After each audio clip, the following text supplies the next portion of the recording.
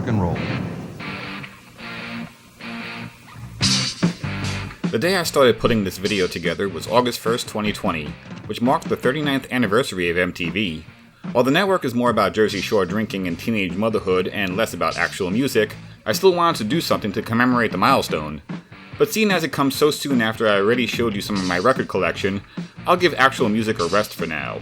So instead, we'll celebrate the decade MTV helped shape with the overly excited, totally 80s high school party game, Oh My God, Stacy, a 2019 card game created by Greg Schramm. It's high school drama to the max. Join your clique, grab your gear, and prepare for a game of cooperation and sabotage in the clash to be the coolest in school. I've had this game in my collection for a while and think it's high time to unseal it to see what's inside this eye-burning neon box. The first thing you'll notice is that the box is shaped like a Trapper Keeper. Not entirely unique, as there's actually a Trapper Keeper game with a miniaturized version of everyone's favorite binder, but it's still kinda cool. Enough chit-chat, time to slice it open. I must have set my expectations pretty low for a $20 game I bought at Rough Trade, because I was audibly giddy about the box having Velcro to hold it shut. The inside of the box was equally surprising. Inside you'll find a cardboard locker that holds the main stack of cards, as well as the Class Bell reminder card. Tucked in the open space, you have a stack of morning announcements that can either be a one-time activity or a change to the rules that lasts the entire game. But the item that excited me the most was the pizza box, decorated with a winking chef cat and the word Meowzarella's Pizza. And inside the box, as expected, is pizza. But the designer, Michael Morris according to the box, actually went the extra mile and printed the crust on the back of the pizza. This is attention to detail we don't need, but is well appreciated. The object of the game, according to the rules, is to be the first to score 6 cool points, which is represented by pizza slices. Because pizza is the epitome of coolness, don't let Arthur Fonzarelli tell you otherwise.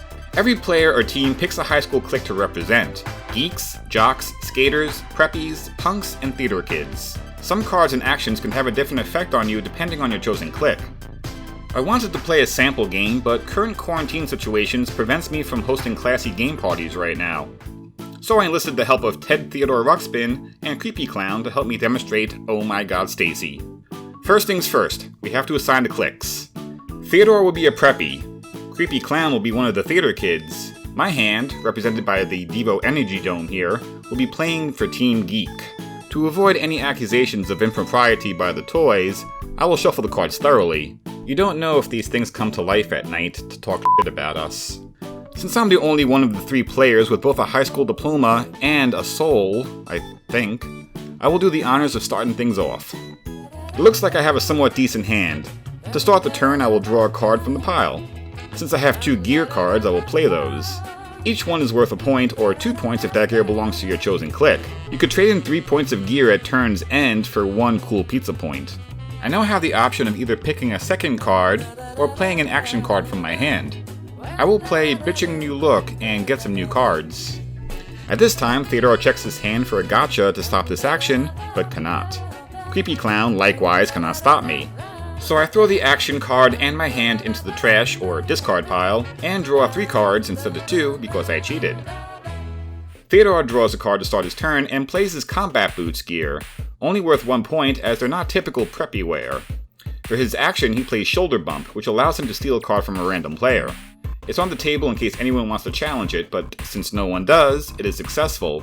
He secretly knows I cheated and steals a card from me, earning him another piece of gear which is played immediately.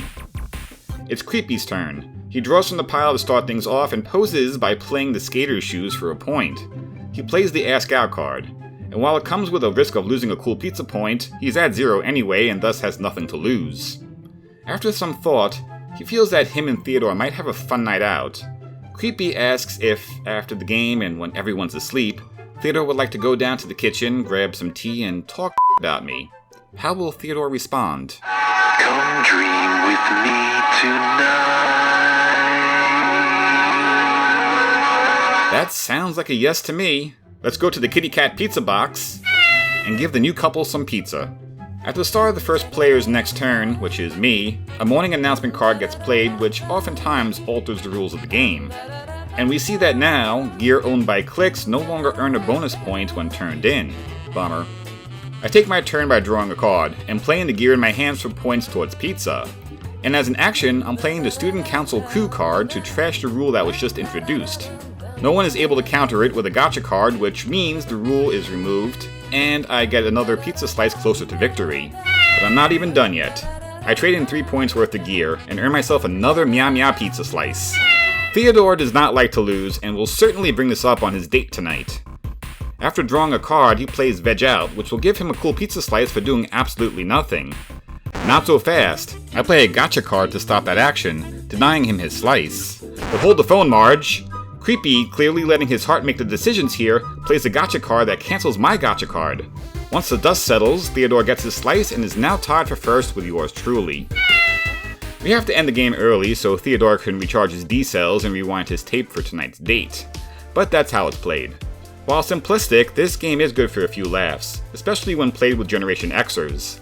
It may not be good enough to serve as the main attraction at your next game night, but with its easy rules and quick game length, it's good as an appetizer or a breather from the more complicated games.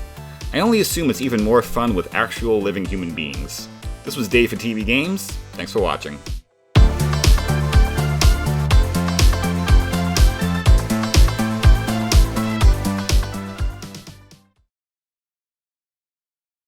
Wooly, this is a very good dinner.